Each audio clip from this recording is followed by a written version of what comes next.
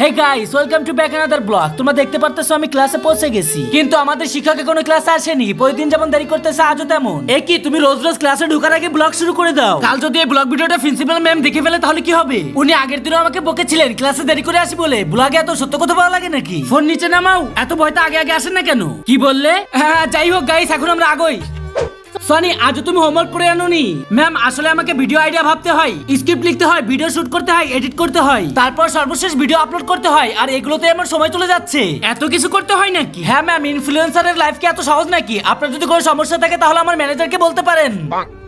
ওকে, আমি তোমার সাথে একটা ভিডিও বানাতে রাজি আছি, কিন্তু আমার চার্জ হবে 1 লাখ টাকা। কি? একটা ভিডিও বানাবে তাই 1 লাখ টাকা দিতে হবে? আর এদিকে আমার বেতন মাত্র 15,000। বেটা তুমি কি আমাকে কাজে রাখবে? আরে এটা আমি কি বলতেছি?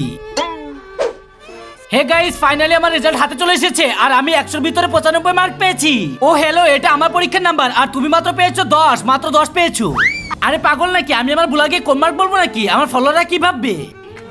যাই হোক গাইস, ও মজা করেছিল, আমি 95 মার্ক পেয়েছি। আর হ্যাঁ, আমরা পার্টি করব। ভাই একদম মাথায় সমস্যা আছে, দেখছেন যে আমি এখানে ভিডিও বানাচ্ছি, হুট করে ভিডিওর ভিতরে ঢুকে গেছে। একটু অপেক্ষা করতে পারতো? সরি পর্যন্ত বললো না, একদম মাথায় সমস্যা।